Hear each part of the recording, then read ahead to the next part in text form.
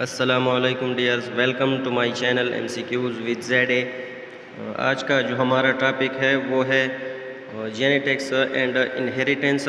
तो सबसे पहला MCQs जो है, how did Mendel studies in genetics differ from earlier studies of breeding and inheritance. तो मेंडल का जो वर्क था वो मोर क्वांटिटेटिव था, तो ऑप्शन नंबर सी जी है। सी जो है, Mendel's work was more quantitative, ये करेक्ट है। नंबर 2 है, which statement describes the work of George Johann Mendel. तो इसमें ऑप्शन नंबर ए जो है, he developed some basic principles of heredity without having knowledge of chromosomes. यानी ये option जो है ये इसमें करेक्ट है। उसे क्रोमोसोम्स का इतना नॉलेज नहीं था, लेकिन उसने कुछ हेरिडिटी के जो प्रिंसिपल्स थे वो डेवलप किए। नंबर 3 है, one of the Mendel's pure strains of pea plant had green peas. How many different kinds of eggs could such a plant produced with regard to pea colour. तो इसमें option number B correct है, 2 बनेंगे, क्योंकि हर character के लिए दो ही allele होते हैं। एक मेल पेरेंट से आता है और दूसरा फीमेल पेरेंट से आता है। तो इसमें ऑप्शन नंबर बी करेक्ट है। चाहे वो कलर के लिए हो, चाहे जो भी करेक्टर हो, सीड की शेप हो या पार्ट की शेप हो, तो इन सब में दो ही एलील होंगे एक कैरेक्टर के लिए। तो इसमें ऑप्शन नंबर बी करेक्ट है। नंबर 4 है, a codominance cross between a homozygous red and a homozygous white snapdragons produce plants with. तो इसमें ऑप्शन नंबर ए जो है, flower with both red and white pages, क्योंकि को डोमिनेंट्स में दोनों जो एलील होते हैं वो अपने आप को एक्सप्रेस करते हैं। तो इसमें ऑप्शन नंबर ए करेक्ट है। 5 है, Mendel developed his basic principle of heredity by. तो मेंडल ने जो वो mathematical analysis of the offspring of pea plants जो किया था। तो इसमें ऑप्शन बी करेक्ट है। नंबर 6 है, Mendel started his experiment with pure strains of peas which was developed by removing all male plants. यानी मेल जो प्लांट्स थे वो रिमूव किए थे और सिर्फ फीमेल प्लांट जो के थे वो प्रेजेंट थे। तो इसमें ऑप्शन नंबर बी करेक्ट है। नंबर 7 है, why was Mendel fairly certain that he had a pure breed variety when he collected seeds from a pea plant. तो उसने किया था सिर्फ और सिर्फ सेल्फ पोलिनेशन प्लांट्स में, तो इस वजह से वो ये बात कह रहा था। तो इसमें ऑप्शन नंबर ए करेक्ट है। नंबर 8 है, Mendel was the first biologist to study mechanism of inheritance, to discover chromosomes that are responsible for inheritance, to use statistical methods in analyzing his results, all of these। ये option number D जो है, तो इसमें ये correct है, क्योंकि ये सारे काम इसने किए थे। नंबर 9 है, using the results of his experiment with P plants crosses George Johann Mendel discovered the.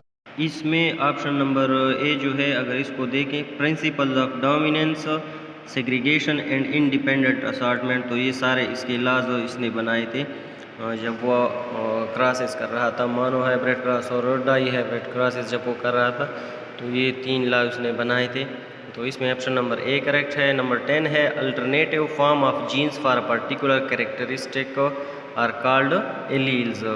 या एलील को हम यूँ भी कह सकते हैं कि a pair of contrasting character for a particular gene is called alleles। 11 है, according to Mendel law of segregation. तो लॉ ऑफ सेग्रीगेशन जो है वो ऑप्शन नंबर बी को अगर देखें, pair of gene segregate independently of others gene in the gamete formation. तो law of segregation यही हमसे कहती है, जब गेमेट की फार्मेशन होती है तो जीन्स एक दूसरे को इफ़ेक्ट किए हुए बगैर सेग्रीगेट हो जाते हैं, यानी अलहदा हो जाते हैं। तो ऑप्शन नंबर बी करेक्ट है। 12 है, in case of incomplete dominance F2 generation has. तो इनकम्प्लीट डोमिनेंस जो होती है वो जीनोटाइपिक रेशो और फिनोटाइपिक रेशो इक्वल होते हैं, यानी 1:2:1 होती है रेशो। तो इसमें ऑप्शन नंबर ए जो है ये करेक्ट है।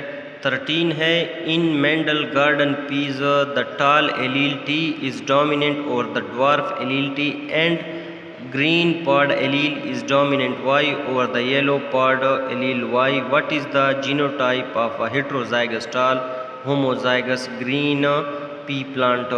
तो इसमें ऑप्शन नंबर सी जो है इसको अगर देखें तो लार्ज टी और स्मॉल टी जो है ये हेट्रोजाइगस कंडीशन को कवर कर रहा है और टाल हेट्रोजाइगस, और कैपिटल वाई जो है तो ये होमोजाइगस ग्रीन पार्ड पी प्लांट को कवर कर रहे हैं।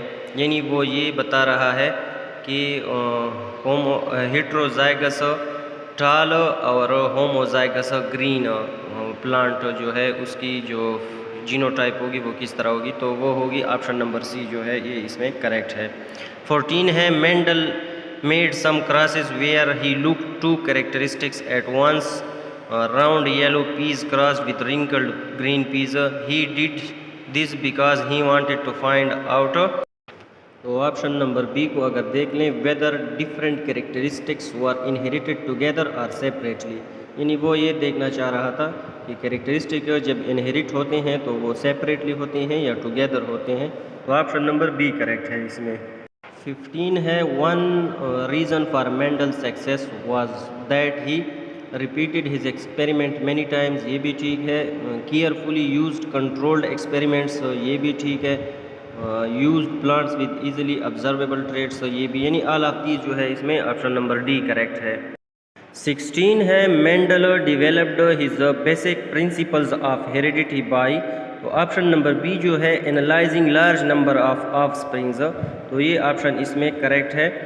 17 है segregation of genes takes place during, तो वो एनाफेज के दौरान होता है, ऑप्शन नंबर बी करेक्ट है। 18 है Mendel published the results of his experiments in 1866, option number C correct है। 19 है if Mendel has chosen more than 7 traits in his plants, he might have run into some confusing results regarding the law of segregation, में उसे फिर मसला होता अगर वो 7 से ज़्यादा कैरेक्टर को सेलेक्ट करता, तो ऑप्शन नंबर बी करेक्ट है इसमें। 20 है number of characters used by Mendel in his experiment are, तो वो थे 7, ऑप्शन नंबर बी करेक्ट है। Mendel published the results of his experiment on the garden pea in the year 1866, option number D correct है। The trait phenotypic ratio of a haploid organism is always 1:1, option number 6 correct है, C correct है इसमें। 23 है multiple alleles control the character of, तो वो blood group और skin colour दोनों, option number D जो है ये करेक्ट है। 24 है numbers of gametes produced by individuals having genotype of A B B C are, वो 8 गेमेट्स प्रोड्यूस करते हैं। अगर फार्मूले में हम इनको पुट करें 2 की पावर में, तो 2 की पावर और 3 हमारे पास गेमेट्स एलील जीन्स हैं, तो 2 की पावर 3 है, तो अगर ज़रब करें तो ये 8 आएगा, तो ऑप्शन नंबर सी करेक्ट है।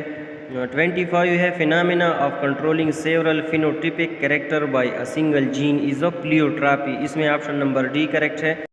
यानी अगर सिंगल जीन एक से ज़्यादा कैरेक्टर को कंट्रोल कर रहा हो तो उसको प्लियोट्रापी कहते हैं।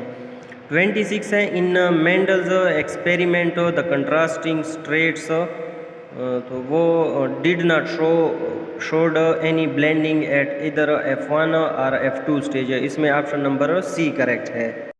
27 है diagram which shows the production of gametes by the parents, the formation of zygote, the F1 and F2 generation is, तो वो पुनेट स्क्वेयर होता है, यानी जिस डायग्राम में हम वो गेमिट वगैरह बनाते हैं और फिर उसमें जो जनरेशन लिखते हैं और गेमिट्स लिखते हैं, तो इसमें ऑप्शन नंबर ए करेक्ट है। 28 है a genotype A B B C C D D will produce gametes in a number of, तो अगर हम इनकी तादाद गिन लें 1 2 3 4 हैं और 2 की पावर 4 ले लें, तो ये आएंगे हमारे पास 16, इसमें ऑप्शन नंबर बी करेक्ट है। 29 है which of the following will best prove the codominance, तो इसमें ऑप्शन बी जो है ब्लड ग्रुप इन ह्यूमन, तो ये कोडोमिनेंस की बेस्ट एग्जांपल है, ऑप्शन नंबर बी करेक्ट है। 30 है the ratio of 1:2:1 with pink flower in F2 generation indicates the phenomena of, तो ये है इनकम्प्लीट डोमिनेंस। 31 है all these obeys Mendel's law except. तो लिंकेज जो है option number A, Mendel's law में कोई लिंकेज की बात नहीं थी, तो ऑप्शन नंबर ए करेक्ट है। 32 है the title of Mendel's newspaper while presenting at Bern natural history society in 1865 was, वो था experiment in plant hybridization, option number D correct है।